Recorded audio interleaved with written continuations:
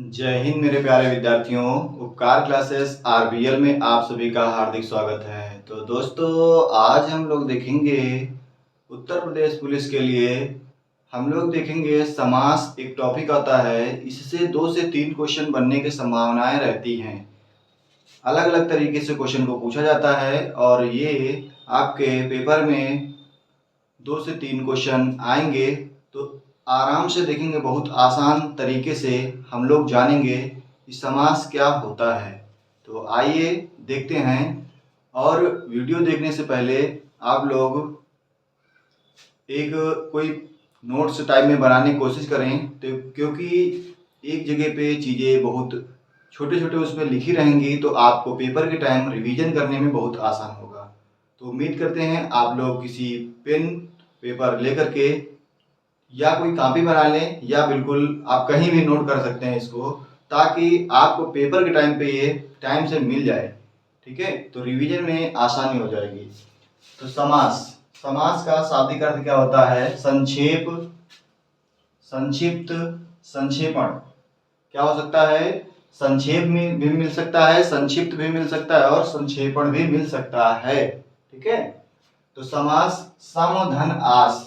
आस का मतलब क्या है? समास। समास मतलब क्या होता है कि बराबर रखना, समास। ठीक है, समास। तो यहां देखेंगे, पहला है तत्पुरुष समास। पहला क्या है? तत्पुरुष समास है। तत्पुरुष समास क्या होता है? तत्पुरुष समास कहता है कि उत्तर पद प्रधान होता है। इसमें क्या होता है? उत्तर पद प्रधान होता है। पहचान इसकी क्या होती है कि में से के द्वारा का की के लिए पर ऐसे शब्द मिलेंगे तो आप पहचान जाएंगे। फिर आप यहां से देखेंगे, तत्पुरुष का मतलब क्या होता है? कारक चिन्ह जहां पे मिले वहां पे तत्पुरुष हो जाता है।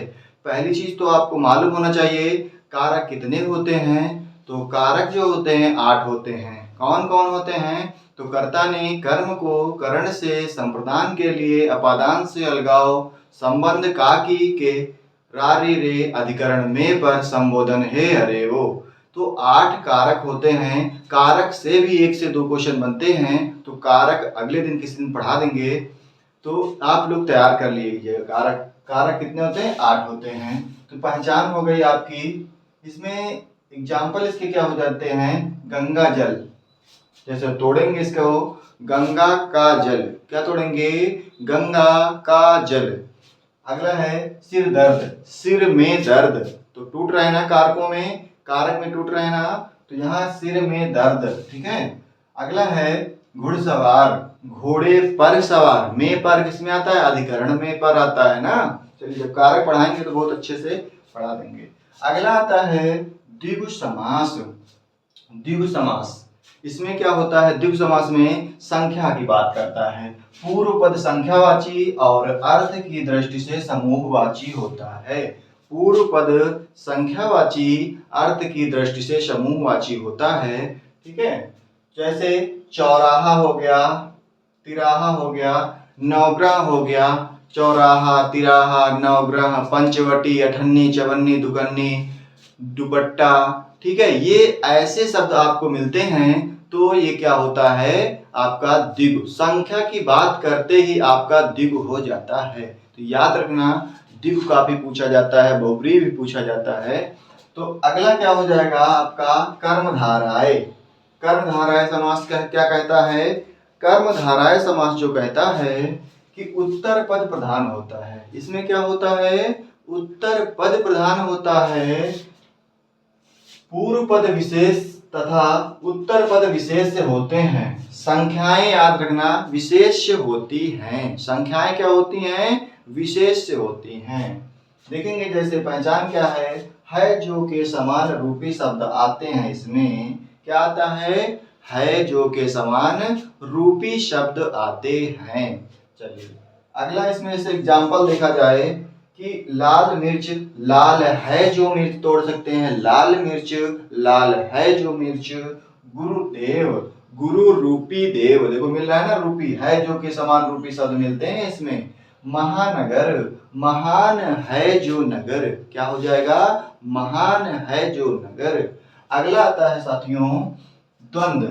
द्वंद्व का मतलब क्या होता है? जोड़ा। द्वंद्व समास जो कहता है कि द्वंद्व में दोनों पद प्रधान होते हैं और एक दूसरे के तरीके से पूरक होते हैं, ठीक है। और पहचान क्या होती है? इसमें बीच में योजक लगा होता है। क्या लगा होता है? योजक चिन्ह लगा होता है। योजक का मतलब ऐसे छोटा सा लगा रहेगा, इसे योजक कहते हैं। और इसी को थोड़ा बड़ा कर दिया जाता है तो इसे निर्देशक कहते हैं, ठीक है। चिन्ह भी किसी दिन पढ़ाना रहेगा, पढ़ा देंगे, ठीक है। जैसे देखा जाए एग्जाम्पल, देवासुर, देवासुर हो गया, धर्माधर्म हो गया, माता पिता, देखो ये लगा है ना माता पिता में, गौरी शंकर हो गया ना, उपचय अपचय हो गया, ये सब क्या होते हैं? ये द्वंद्व समास के उदाहरण होते हैं। अगला देखेंगे अव्ययी भाव। अव्ययी भाव क्या होता है? अव्ययी भाव की पहचान है प्रति, यथा, व, भर, आनि ऐसे शब्द आपको मिले तो अव्ययी भाव समास हो जाता है इसमें, ठीक है। एग्जाम्पल क्या है? प्रत्येक, प्रतिदिन, प्रत्येक हो गया, प्रतिवर्ष हो गया, प्रतिमाह हो गया। अगला स्थान, यथा स्थान, यथा विधि, यथा कर्म, बेशर्म, बेईमान, ठीक है। अगला हो जाए भरपूर, भरपेट, ठीक है। आमरण, अनशन, आवारा, निपात, ये सब ऐसे शब्द मिले तो आपको क्या बताना होगा कि इसमें क्या हो जाएगा? अव्ययी भाव समास हो जाएगा। क्या हो जाएगा? अव्ययी भाव समास हो जाएगा, ठीक है। अव्ययी भाव समास हो जाएगा। चलिए देखेंगे,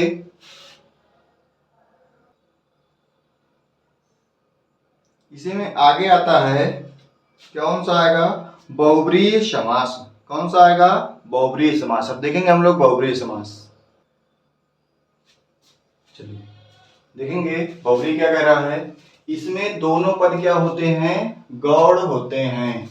इसमें क्या होता है? दोनों पद हो जाते हैं गौड़। इसमें किसी तीसरे पद की क्या हो जाती है? प्रधानता हो जाती है। किसी तीसरे पद की प्रधानता हो जाती है, प्रधानता, तीसरे पद की प्रधानता होती है। क्या होता है? इसमें दोनों पद गौड़ होते हैं तथा तीसरे पद की प्रधानता होती है।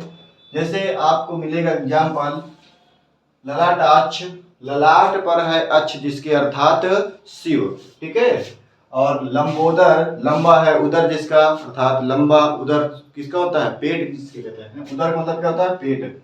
गणेश जी, इंदुशेखर हो जाएगा, मृत्युंजय हो जाएगा, ये सब किसके एग्जाम्पल हैं? तो बहुब्रीहि के हैं। बहुब्रीहि बहुत पूछा जाता है। भगवान के नाम जो होते हैं बहुब्रीहि में ही एक तरीके से जाते हैं, ठीक है। अर्थात में जो कुछ निकल आए, जैसे निशाचर हो जाता है, निशाचर, निशाचर रात में विचरण करने वाला, अर्थात राक्षस कह सकते हैं, तो वहां भी बहुब्रीहि जाता है। बहुब्रीहि वैसे निशाचर अपवाद भी है, ठीक है। तो बहुब्रीहि क्या होता है कि इसमें दोनों पद गौड़ होते हैं तथा तीसरा पद प्रधान होता है या अन्य पद प्रधान होता है, तो वहां बहुब्रीहि हो जाता है। ललाटाक्ष हो गया, लंबोदर हो गया, इंदुशेखर हो गया, मृत्युंजय हो गया, ये सब क्या हो गए? बहुब्रीहि के होते हैं। अगला इसी में बीच में पूछा जा रहा था नय और अलुक समास, जो कि बीच में काफी पूछा गया था, तो हम लोग उनको भी जान लेते हैं कि नय और अलुक समास क्या होते हैं। देखेंगे इसमें नय समास क्या होता है? जहां आ, अन और ना का अर्थ नहीं या बिना के रूप में पाया जाता है। क्या होता है? जहां आ, अन और ना का अर्थ नहीं या बिना के रूप में पाया जाता है, वहां नय समास होता है, ठीक है। क्या होता है? नय समास हो जाता है। जैसे अनाथ हो गया, अनाज हो गया, अगाध हो गया, अज्ञान हो गया, अनपद हो गया, अनजान हो गया, नासंसद हो गया, नाबालिग हो गया, नालायक हो गया। क्या क्या हो गए? देखेंगे, अनाथ, अनाज, अगाध, अज्ञान, अनपद, अनजान, नासंसद, नाबालिग, नालायक। आ का मतलब होता है नहीं या बिना के रूप में पाया जाता है। क्या होता है? नहीं या बिना के रूप में पाया जाता है, वहां पे नय समास होता है। नय समास बीच बीच में कभी कभी पूछ लेता है, तो इसे भी हम ध्यान में रखेंगे। चलिए अगला एक जा रहा है, देखेंगे उसको भी।